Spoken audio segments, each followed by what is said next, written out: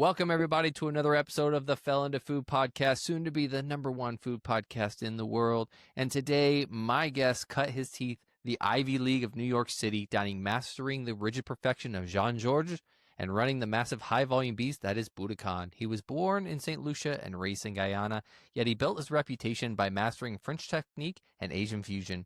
He is a chopped champion who proved he can dominate the fast-paced world of reality TV, but today he is focused on a more sustainable mission, a philosophy he calls Veganish, which bridges the gap between high-end flavor and plant-based health. And perhaps most impressively, he stepped out of the kitchen to become a budding entrepreneur. He is the founder and lifestyle brand Knife and Spoon, a product developer, and in a twist you don't see often, he serves as the CFO for his wife's beauty empire. He's an architect of flavor. Please welcome Chef Ed Harris. Thank you. How are you? Oh, I can't complain. Except for the audio. You know, we're gonna fight through that this whole episode. It's part of being a chef, you know what I mean? It's like there are days, stuff happens, a line cook don't show up, and what are you gonna do? You gotta roll with the punches. You have to roll with the punches. Now, I don't want to just do the typical background because I did my research. I watched videos. You're out there. So I got to know, you moved to Brooklyn as a teenager from Guyana. That has to be a massive culture shock, especially with the terms of food access, where I'm assuming Guyana is more farm to table, pretty normal, roots type living. So what was your reaction when you came to America and you saw a supermarket? Okay, let's backtrack a little. I got here in 96, and it was like one of the worst snowstorms in New York that year. And I came in the middle of it. I came in September. It was freezing, and I'm like island to the T, no coat, so I got welcomed with the most vivid, rigid, freezing temperature ever. But besides that, supermarkets was amazing. It was a little different because I was used to just going to what we call farmers markets here, right? And that's mostly what there is in South America. So it was sort of interesting because you saw a lot of different things that you didn't normally see. There was no refrigeration of items per se, in Guyana like that, unless you went to a supermarket, and supermarkets were not on every corner like you see here. You know what I mean? Right. And did you see on the produce side, I'm assuming it's probably better, fresher down there. So when you saw that produce, what were your thoughts when you tried it? It definitely tasted different. It looked great, but flavor-wise, it didn't compare. And that reason is solely because in the Caribbean and in Guyana, everything gets ripe on the tree before it gets harvested. Here, everything is picked green, force-riped, chemicals, the deal. Automatically, the flavor is not the same. I read that you used to circle restaurants in Time Out, New York to find jobs. Yes. Was that a deliberate strategy for a young cook? Was there criteria you're looking for? Were you just chasing a chef? What was the idea behind that?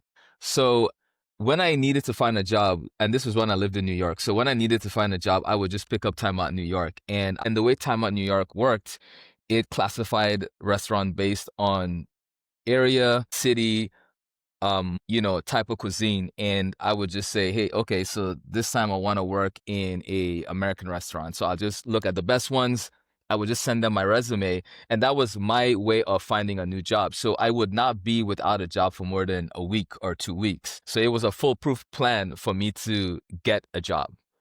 Were you going to the culinary school at the same time you were looking for jobs? No, so this was after culinary school. This is how I found any job that I wanted, yeah. So while in culinary school, I was working at HBO, their Time Warner building in New York. And then from there, I did, where else did I go?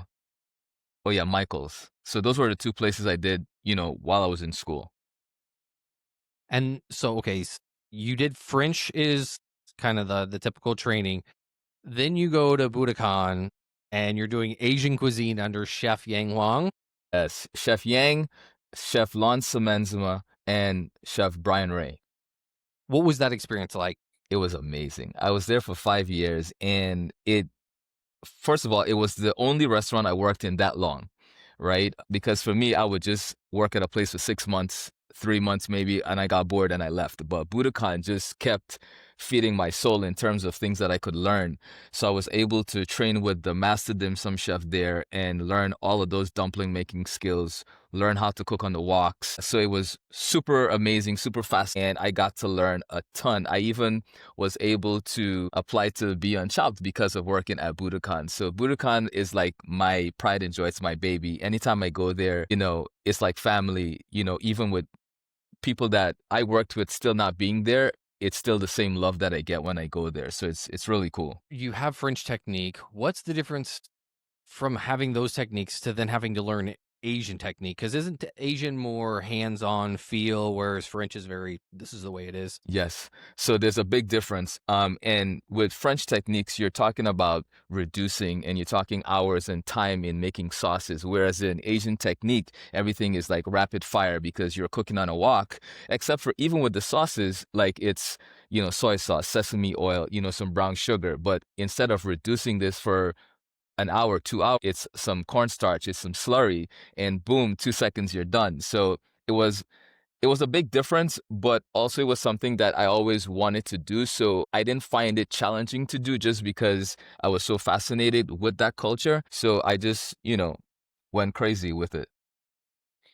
You said every 6 months you would kind of bounce around. Do you think chefs respect that these days, or do they look down upon it? Because I know the culture has shifted. I would say it depends, right? Like if you're just starting out and you're super green, I would say that you should bounce around once you have acquired enough knowledge from that one place that you've been working, right? And if they're not moving you around, if you're not, because some kitchens, they'll just stick you in a station and you're there for 2, 3 years. And it's like, if you have learned everything you can in that particular station, you should be able to move to another station. So when I found that they won't move me around, they just wanted to keep me in one station, then I would just leave because I wanted to use that time to just build my knowledge base and just get as much, acquire as much knowledge as I could from different places. Now you go from Asian, and tell me about the term you use, veganism.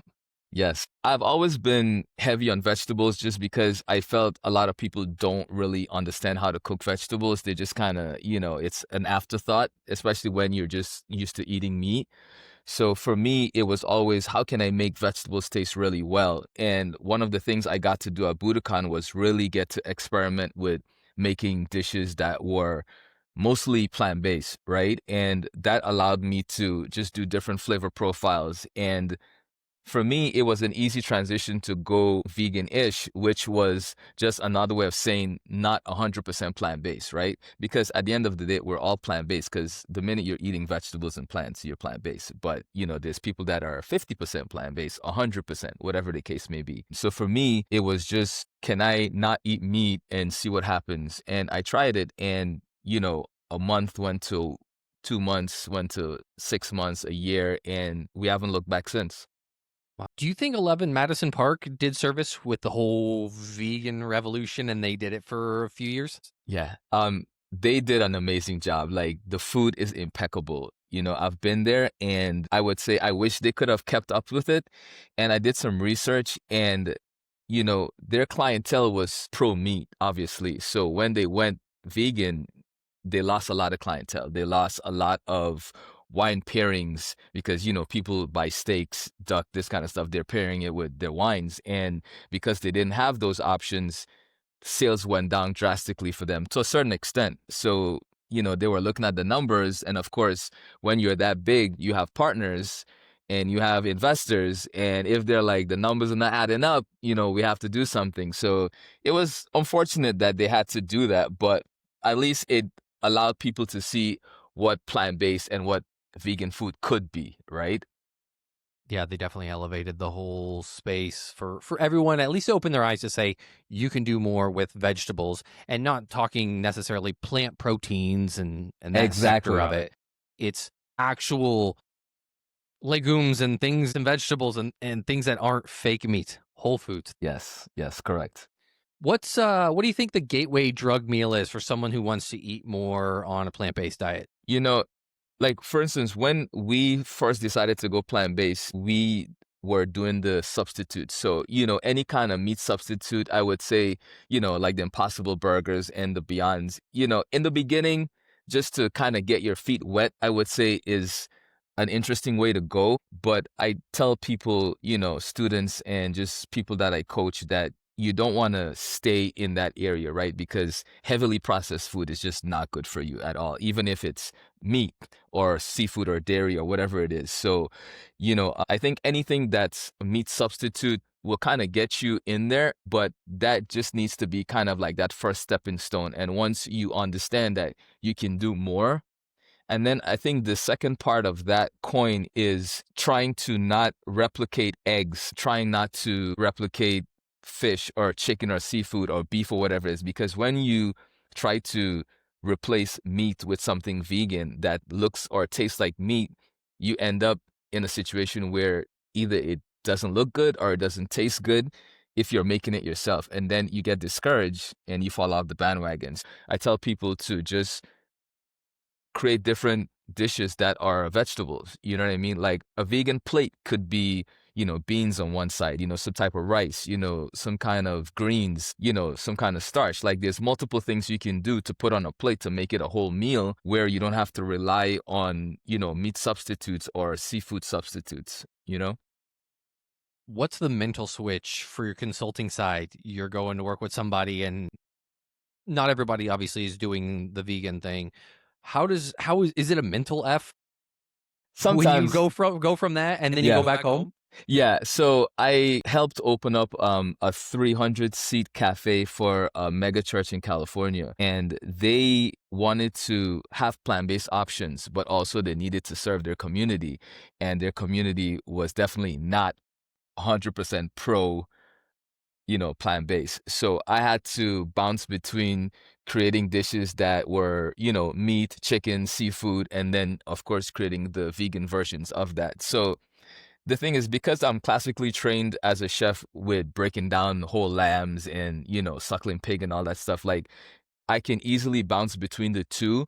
And for me, the disconnect is that I'm not eating it. So, sometimes I'm like, it just really depends on the situation. I don't do it often, but what I do is like, I can easily create a recipe that is not vegan, right? Because it's my knowledge base, right? Like I have it, but tasting and stuff like that I don't do, but I will make it and have someone taste it. And it's funny you ask that because I helped open up a restaurant in Phoenix, a Pan-Asian restaurant, and we were doing tomahawk steaks, right, as one of the dishes on the menu. And I actually made the steak better than the guys that cooked me. So that was pretty funny, but that's just to show that, if you really pay attention to what you're doing, regardless of if you're vegan or not, like you can make a good dish, Well, especially with your prior background, what things, their cooking times, Yes. seasoning properly, resting. Yeah, you have all the techniques. So the taste part, I mean, as long as it's a high quality protein,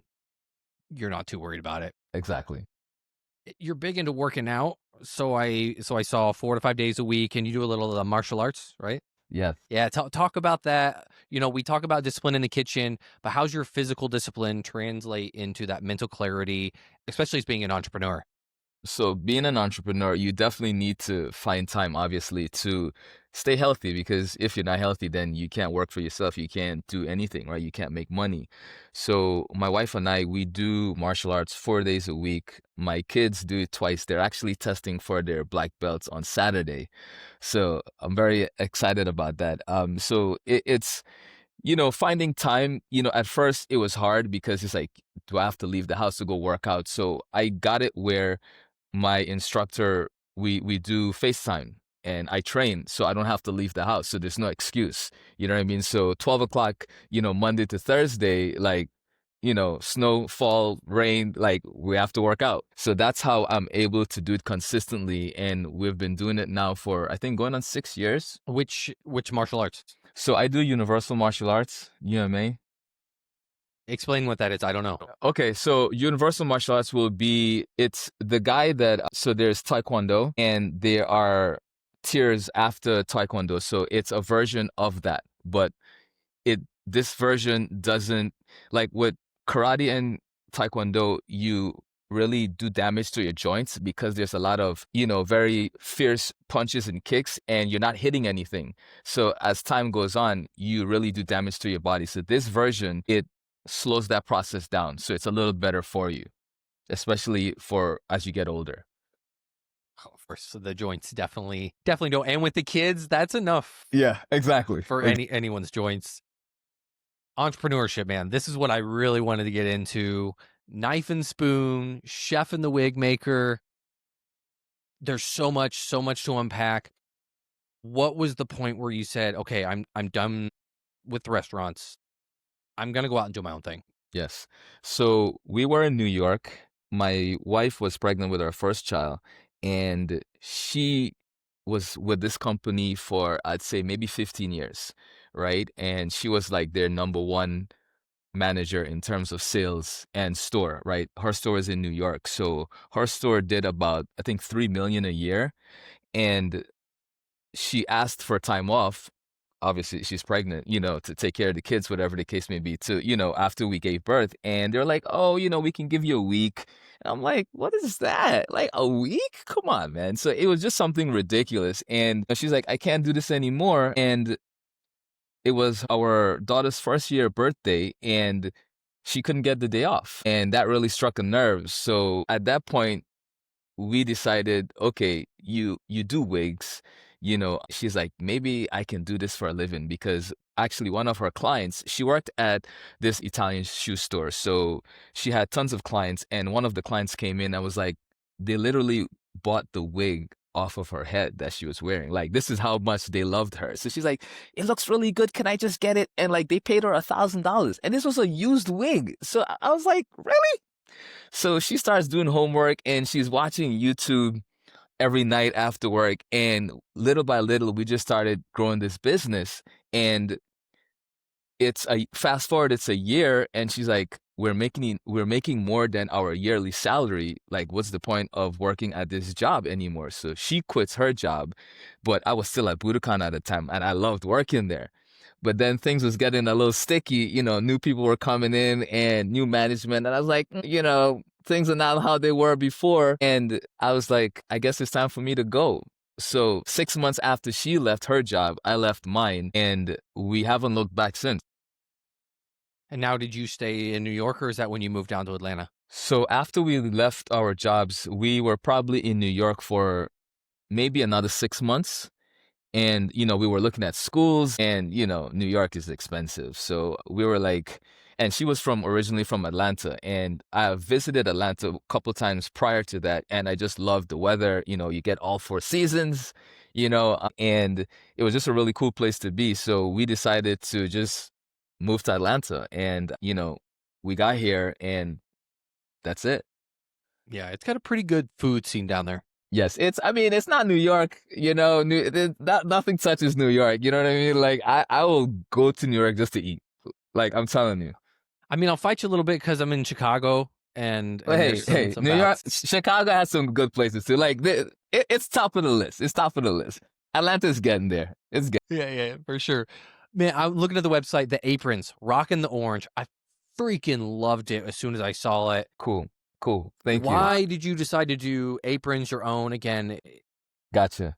everybody does it, but why do an apron? For me, so when I was in New York, Headley and Bennett came out, right? And I was like, man, this is the kind of aprons that I like, because aprons, especially when you get the Cisco and you get the other stuff, it's just so generic. It's like plastic, just not heavy duty. So I decided to just create my own, and I found this really cool guy that I work with, and I give him the designs. He makes them for me. I took it even further and went and got some salvage denim a few times just to make some custom pieces. So for me, it's just making things that I really love to use. So speaking about that, later on, you send me your address. I'll send you an apron. Oh, hell yeah. Yeah, man, for sure. I love to rock it out because I feel when I was in higher education, it was cut and dry. White coat, had to wear the dumb hat that was paper. I hate that hat. Black pants, black socks, black shoes. There was no personality. No, zero. Yet front of house, they had this thing called Bow Tie Wednesday. So we had a couple guys that were really fashion, and they had these awesome bow ties and really just awesome suits. And I'm like, why can't we do anything in the back of the house? So we convinced our director of operations to do like wacky chef socks. Nice. And then that's when like the pants were actually starting to come out and like you get like designs on pants, which has kind of died down. You don't see it as much, but we were able to kind of express ourselves. So I'm always looking for the next fashion in the kitchen, especially when you're presenting. Yes. It just, I don't know, it makes you same thing as a guy in a suit. You're projecting yourself in a way that people are like, all right, this guy like understands what's going on today. He cares about his appearance. It's just something super cool. I love that. And I agree with you. It's like, for me, I always felt, and this is why when was this Chef Works? I think it's Chef Works when they started coming out with the really cool chef pants with the stripes and the different colors. Just they upped the game in terms of design, right? It wasn't the MC Hammer balloon pants anymore. You know what I mean? Like, it was actually really nice pants. So, between the pants and getting really cool aprons from Headley and Bennett, at first I was like, I should be able to do this myself. So, hence, I got the pants, did the aprons, and yeah, man, it's like you said, it's all about making a statement that presents you in the light that you want to be presented, the way you want to be looked at, right? Yeah, now we go to a topic where there's a lot of noise in the space. Yeah. Faye's flavor enhancers, which is your spice blend. And for those that don't know, Faye was your mother. And how do you bottle your mom's influence Gotcha. and without making it like another generic curry powder or here's a generic bay leaf? Great question. So my mom, like, my whole family cooks, and from I was a little kid, I was always in the kitchen with my mom cooking. So even today, like when she comes over, it's like, oh, what are you making? She just made this Guyanese pastry called Salara, which is like basically a sweet bread with like a coconut filling, but they dye the coconut filling red, right? So it's just like super tasty pastry. But with the seasonings, when I decided to do flavor enhancers, that was my first line of seasonings that I created. And it was to pay homage to her. And cooking with her, bay leaves was a big thing in our house. So, we had to have bay leaves as one of the ingredients, one of the spices, and then just more along the lines of creating these mixes that I know when she cooks, these are the flavor profiles that she would normally lend towards.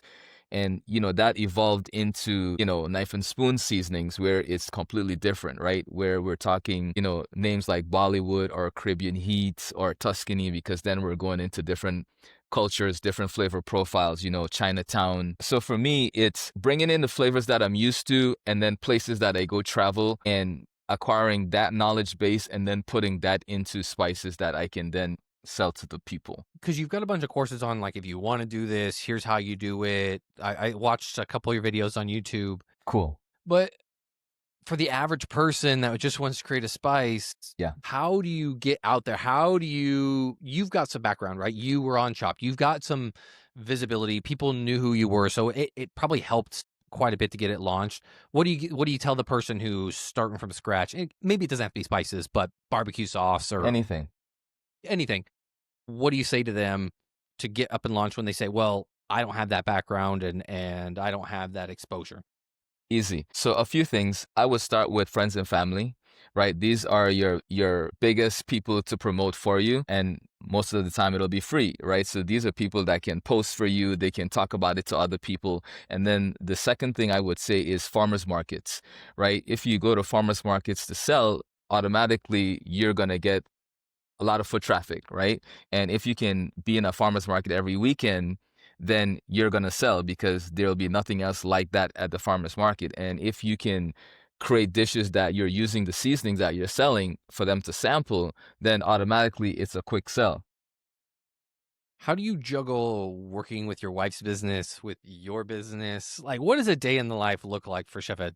Whew, that's a good question. That's a good question. Literally, I've been stuck at the computer all day. So I'd say it was 10 years ago, I would be much more hands-on on my wife's business because I was doing a lot of the technical stuff, website upkeep and building the websites, making sure that the back end is taken care of. But now we were able to create systems where I don't have to touch a lot of these things anymore. So my work with the wig business is more along the lines of facilitating the VAs, the virtual assistants, or just making sure that the website is up to par in terms of SEO and things like that. So I don't have to be too much hands-on because we're able to hire out people to kind of get the day-to-day done. And with my business, I'm more along the lines now because I'm consulting and not necessarily physically in a kitchen as much anymore. My time is spent on the computer creating systems, of course, for other people, manuals and recipe creation or just tweaking certain things. I get to bounce in between the two just because one doesn't necessarily need me all day long, except for if I need to go to a restaurant to, do an analysis or to just see what the kitchen is like so I can then create some kind of printout of what we would need to do to get things where it needs to be. Two things that popped in my head out of that: systems, kitchens. That's what kitchens are. Well, good kitchens Good kitchen. have systems. Did that help you prepare for getting these things in place because you knew that without these systems you weren't going to be successful?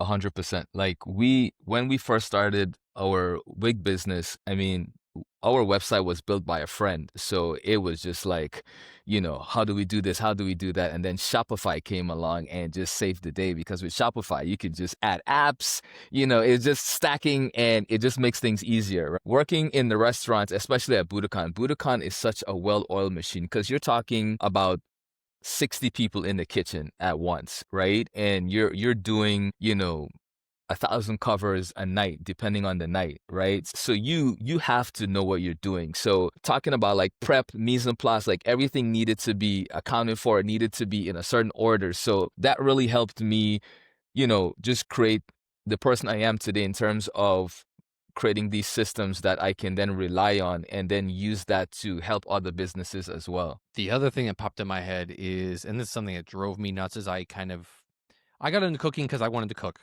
Yes. And then really quickly I got into management and I was not cooking anymore. Yep. And it drove me nuts. And I had to find a way to implement myself, and it was through training. But now you're not in the kitchen every day. Chefs are like, they just have to. Is it home cooking that fulfills that, or what do you do to scratch that itch? That is an amazing question. And, at first my wife didn't get it because she's like, what do you need to go in? I was like, I just need to cook. I just need to cook. I just don't know what it is. But like you said, it's something that any true chef, right? Any pro chef, like it's like a calling. Like you just can't help it. You just have to be in the kitchen. It's like that rush that you get, from it. It's like that natural adrenaline. So besides cooking at home, and I cook at home every day, like my kids love to eat. They love to eat. So I have to cook. You know what I mean? But besides that, I do, pop-ups. I used to do pop-ups. I don't do them anymore because they just take a lot. So consulting for me, it's what allows me to get into a kitchen so I don't have to be there every day, but it still gives me that feel of being in the kitchen, especially when I get to work in really cool restaurants, especially when sometimes I'll consult for hotels and, those kitchens are massive. That drives me. So like last year, I think we opened 3 restaurants or 4. So that definitely fed the beast for a while, and this year I'm still doing some of that too. So it really just depends on the projects that I'm doing, but I try to find a project that allows me to be in the kitchen so I don't have to go looking to do something that is, You mentioned the littles. How involved are they with dad in the kitchen? super involved. My 15-year-old is an amazing pastry person. Like she can bake like nobody's business and she can actually cook too. So it's pretty cool. And I didn't force anyone to go into the kitchen. They kind of just gravitate to the kitchen, and sometimes I'm like, guys, just let me get some space. You know what I mean? But even my middle child, she's 11. She's all about the spices and seasonings. Like anything we're making, she's like, Daddy, can we put some of this in here? Can we put some of that? Like she loves seasoning stuff. So they're super involved with food. They're super knowledgeable. They will decode some dishes like when we go out to eat and like, oh, was that rosemary? Was that, cilantro? I was like, nice. So, their palate's pretty amazing, which is pretty cool. So it's nice to just hear them talk about food and then just see their reaction when we go out to certain places. So yeah, they're pretty involved. Great. The children were ever to write a biography about you, and they had to pick one meal to write about you, not the fanciest one, but what's the one that screams dad? I think it'll be either my pineapple fried rice or my beans. Like I do beans really well, and they go crazy for those. So I think it's probably the beans. Beans are underutilized. If you know how to cook them, everyone just thinks baked beans, Yeah, nah. and that's what beans are. But if you've had good Caribbean food, Or beans Spanish, are, or or like, Spanish. which is, I guess, the Caribbean too, depending on what part of. But yeah, I think people, and it goes back to just that knowledge of food, right? It's like people hear certain ingredients or certain things and they just think of one thing, right? And it's like, for instance, breakfast. Breakfast in America, most people think of toast, cereal, sausages, bacon, that kind of thing. But you go to Asia, breakfast is miso soup. You go to Africa, it's an actual meal. It's like ground provisions. It's tomato sauce. So I tell people, like, even if you don't really know something, it's better to just kind of do research on a different culture and to just broaden your horizon in terms of what could be, right? Versus what you think it is or it should be. It's a total culture shock. I was just in Italy, and it was my first trip out there. Nice. Breakfast in Italy is not like America. I was at a hotel, and the buffet, I put it in air quotes, pastry, pastry, pastry, pastry, pastry, pastry, coffee, coffee, coffee, coffee, coffee. Here's some.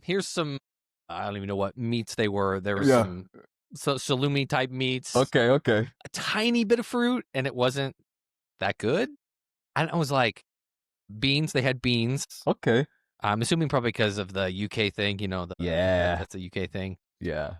But I was thoroughly shocked. And anywhere you went, it was coffee, pastry. That's what you eat for breakfast, and that's just what it is. I won't lie. I missed my breakfast of some eggs and sausage, but I adapted. That was the culture. I wanted to be a part of it. And to your point, around the world, it's so much different, and that's the cultural differences that make us all unique. I love that though, and people should embrace that more. And if you can travel and Yes. experience what it's like in the rest of the world. I think I've seen you do some community service stuff. How important that is to you? Super important. I love being able to give back and just, you know, teach, share my knowledge, right? I did a lot of events in New York, Autism Speaks, stuff at the James Beard House multiple times, and even in Atlanta, the Mission House, and just places where you can do events or do things where people get introduced to new foods that they normally wouldn't have access to. So any opportunity I get to, you know, help or just give of my knowledge, like I'm always for it. Yeah, thanks. I want to end with doing kind of a fun little twist with your veganish, right? I'm going to take 3 dishes, and I want you to flip them into vegan. Cool. And this is just off the top of the head, okay? Yeah, let's do it. All right, dish 1, beef stroganoff. Beef stroganoff, easy. I would replace the beef with mushrooms, but I would use like hen of the woods or like some shiitakes. You know what I mean? Something Ooh, meaty. you're going good with the hen of the woods. Right, right. Yeah, man. And then even with like the cream, coconut milk, a twist on it, right? Coconut milk, some vegan yogurt. I think that will really hit the spot. Okay, classic. We were talking breakfast. Bacon, egg, and cheese sandwich. Nice. I actually veganized that for my wife. When we first met, the first dish I made her was a bacon, egg, and cheese with avocado on a English muffin. So my vegan version of that is I take tofu and I make a bacon marinade and I bake it so it gets nice and crispy. So that's the bacon, lettuce, of course, vegan cheese, super easy. But you can really make anything taste like what you're used to. Even I do this recipe for a plant roast where I use like a wheat gluten. So it's like, what field roast would do for like their sausages or anything like that. But I make my own in-house and I'm able to slice that really thin and crisp it up and just use bacon flavored seasonings, like a hickory smoke, mesquite, that kind of thing, smoked paprika, and really make that sing. And it's basically the same thing. You can make tofu crispy? Oh yeah. 100%. Like How do you do that? So I slice it about this thick, about an eighth, and just in the oven at about 400 degrees for like 15-20 minutes. I'm telling you, it will come out like a cracker. It's amazing. Try that. That's a new one. Use medium or firm tofu. Okay. Yeah, you need that compressed. Yes, Yeah, otherwise definitely. it'll just fall apart. All right, last dish, oxtail stew. Ooh, I love it. Oxtail, of course, I'm Caribbean, so oxtail is right up my alley. I actually made vegan oxtails on my YouTube channel. So you can take red beans, jackfruit, wheat gluten, garbanzo beans, mix that up, and you can basically form meat logs out of it and then use rice paper and roll it. And you could literally make a replica of oxtail. I will put a piece of hearts of palm in the middle, so it literally looks like a piece of oxtail when it's done, and you treat it the same way. So it's like, I mean, you can basically make anything you want vegan. It just takes a little, imagination and a little, a little courage. Well, that can be hard for some if they don't Yeah, have the experience like you do. But you've got cookbooks out there. You've got, like you said, your YouTube channel to learn from. I started watching a bunch of your videos. They're great to expand knowledge and expand the network. Talk about where else people can go to see everything that you're doing. gotcha. So basically, besides YouTube, I started a community on School, and that's skool.com, and it's where I put all of my, you know, coveted recipes, all my secret recipes that I don't share with the world. But if you join the community, you get access to all of these things. So in there, I teach you how to do the plant roast, how to make vegan sausages, patties, all that good stuff. Just anything that you would want to learn plant base wise, it's there. And yeah, social media for me, everything is Chef Ed Harris. So it's easy to find me. Yeah, and then you've got the website Knife and Spoon. Yep. And I actually just launched a new brand with another amazing chef, Angela Sosa, and that's called Flavor Bomb. So on there, we have these really cool spices that they're pretty amazing. It's three of them. One's called Asian Barbecue, one's called Chili Crunch, the other one's called Southwest. And they're super flavorful and just really amazing. So I'm happy about that as well. Awesome. We'll put all these in the show notes so everyone can check all this stuff out. Chef Ed, you are amazing. I love everything you're doing. I was watching all the videos today. So keep rocking it out. Any last words for the audience? Just, live curiously. If you're looking to be more plant-based, the first step is just believing in yourself. And even if you make mistakes, that's how you learn, so just keep going, don't give up. And if you have questions, you know where to find me. And just want to say thank you again for the time and, for us doing this. I really appreciate it. For sure, for sure. So all that'll be in the show notes. And until next time, we'll catch you on the sunny side.